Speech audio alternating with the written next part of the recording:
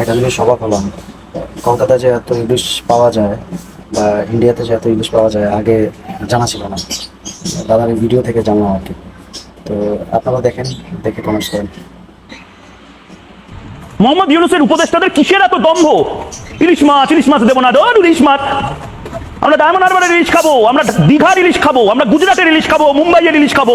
ইলিশের জায়গায় আরো 101 রকমের মাছ আপনার কলকাতার বাজারে আসেন, আপনাদের খাওয়াবো। মোহাম্মদ ইউনূস 1200 রকমের মাছ খাওয়াবো, মাংস খাওয়াবো, সব খাওয়াবো, কিন্তু এই পদ্মার ইলিশ খাবো না, যাতে হিন্দুর রক্ত লেগে আছে, যাতে চাকমার রক্ত লেগে আছে। আর কিসের কথা বলছেন? বড় বড় কথা পারলেন ইলিশ মাছ রপ্তানি আটকাতে?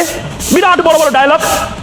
আর মাছ খাওয়া বন্ধ করে দিলে একটা গোটা দেশের ইনকাম, একটা গোটা দেশের অর্থনীতি পড়ে যায়। আর মোহাম্মদ ইউনূস বড় বড় লেকচার মারছেন। এই মাছ বাংলাদেশ থেকে আমরা কি বসে থাকি নাকি খাওয়ার জন্য? আমাদের নিজের দেশে যে পরিমাণ ইলিশ এখন আসছে, আমরা তাতে খুশি।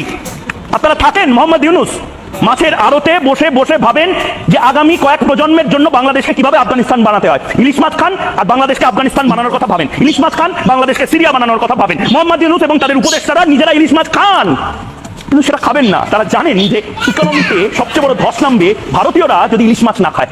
পদ্মার ইলিশ পাঠাতে হবে, এরপরে হাত পা ধরে হয়তো বলবে না ভাই একটু ইলিশ মাছ কেন তোমরা, নয়তো আমাদের তো অর্থনীতি তলানিতে যাচ্ছে। জামাতিরা